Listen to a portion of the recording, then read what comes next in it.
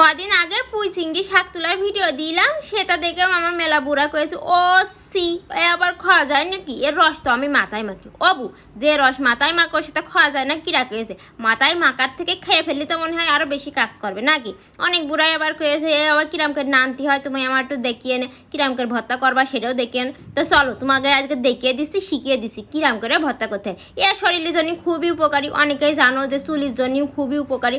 অনেক বুড়া তো কমেন্ট করেই ফেলেছো যে চুলির জন্য এ উপকারী, আমরা চুলি মাখি। চুলি মাখো ঠিক আছে, খেয়েও দেখবা শরীরেরও অনেক সমস্যার সমাধান তোমরা পাবা। তো ভালো করে শাকগুলো বেছে খুঁটে নিয়েছি, যেহেতু শাকে বয়েল হয়ে গেলো বয়েলগুলো আগে ফেলে নিয়েছি। এবার কয়কান রসুন আর কয়কান পেঁয়াজ ভালো করে কেটে নিয়েছি। এইবার শাকগুলো ভালো করে ধুয়ে পাইকলে গুছিয়ে নেব। গুছিয়ে নিয়ে এবার একখান কড়াইতে এই দিয়ে দেব রসুন পেঁয়াজ আর দিয়ে দেব দুটো ঝাল, আর এই শাক একসাথে সিদ্ধ করতে দেবো। এর কিন্তু বিশাল একখান ঝাঁজ আছে পানের মতন। তোমরা যারা পান খাতি পছন্দ করো তাদের খুব ভালো লাগবে না এই শাক খাতি। আর যারা পানের গন্ধ সহ্য করতে পারো না তারা কিন্তু রিক্স নিয়ে শাক খাইও না, হ্যাঁ খাইতে পারবার না। তারপরে দিয়ে দেবো খাবলাখানিক লবণ, একটু পানি দিয়ে বেশ ভালো করে সিদ্ধ করে নেবো।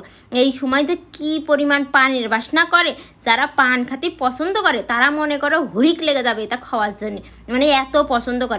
যাই হোক সিদ্ধ করা হয়ে গেলে এবার আমার মার হাত মেশিন বের করে নিয়েছে।